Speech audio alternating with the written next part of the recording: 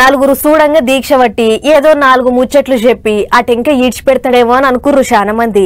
కానీ పవన్ సార్ ఎవ్వరం చూస్తుంటే అట్లా లేదు. 7 కొండల మీద జరిగినట్టు మళ్ళా ఎక్కడ కావద్దన్నట్టే ఓ గట్టి ఇగ్రం చేయాలి అన్నట్టు సారే ఓ అడుగు ముంగటికేసిండు. వారాహి డిక్లరేషన్ ప్రకటించిండు. మరి గా సంగతి ఏంటిది, ఏపీ డిప్యూటీ సీఎం ఏమేం ముచ్చట్లు చెప్పిండు ఒకసారి చూద్దాం పారి. ప్రాయశ్చిత దీక్ష విరమణ చేసిండు గాని ధర్మాన్ని కాపాడుకునే దీక్ష మాత్రం ఇడవలేదన్నట్లు మాట్లాడిండు ఏపీ డిప్యూటీ సీఎం పవనాల్ సారు. బుధవారం 7 కొండల ఎంకన్న దర్శనం చేసుకున్నాక వారాహి డిక్లరేషన్ పుస్తకం దేవుని కాడ పెట్టించి పూజలు చేయించిండు. గురువారం తిరుపతిలో మీటింగ్లు పెట్టి ఇక పుస్తకంలో ఏమున్నదో అందరికీ చెప్పుకొచ్చిండు. సనాతన ధర్మ రక్ష బోర్డు ఏర్పాటు చేయాలి అన్నట్టు మాట్లాడిండు సారు. ఇంకేమన్నాడో ఇనుర్రి. రాహువు పట్టిన పట్టుకు సెకండ్ అఖండమైన లోక బాంధవుడు అసలు లేకుండా పోతాడా? మూర్ఖుడు గడియారంలో ముళ్ళు కదలనీకుంటే ధరాగమనం అంతటితో తలకిందైపోతుందా? కుటిలాత్మల కూటమికి ఒక త్రుటి కాలం జయమొస్తే విశ్వ సృష్టి పరిణామం విచ్ఛిన్నం అవుతుందా? తనుచు లోకమేకంగా దారి కడ్డంగా నిల్చుంటే నాల జాతి ప్రస్థానం పరిసమాప్తం అవుతుందా? మీరు భారతదేశాన్ని సనాతన ధర్మాన్ని తీసేయడం అంటే ఒక కొండ శిఖరాన్ని, హిమాలయం లాంటి పర్వత శిఖరాన్ని తుపాకీతో కొట్టి ఎంత పిచ్చి పనో ఇలాంటిది అదే.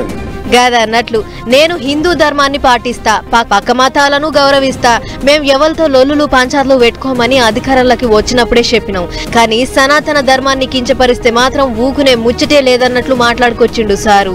అంతేకాదు ఎవళ్ళైతే సనాతన ధర్మాన్ని హేళన చేసి మట్టిలో కలుపుదామని చూస్తారో వాళ్ళతోని పంచాది బరాబర్ పెట్టుకుంటా అన్నాడు. అంతేకాదు దేశ లెవెల్ల సనాతన ధర్మ రక్ష బోర్డు పెట్టాలి అని కోరిండు.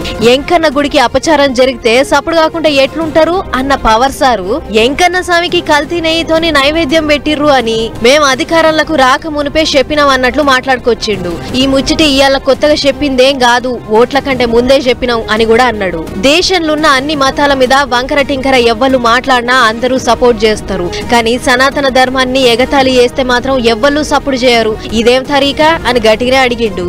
ఈ కాడ నుంచైనా సనాతన ధర్మానికి మర్యాద ఇయ్యుర్రి, మర్యాద తీసుకోర్రి అన్నట్లు మాట్లాడిండు. పన్ల పని ఎగస్ పార్టీలకు సురుకులు కూడా గట్టినే పెట్టిండు.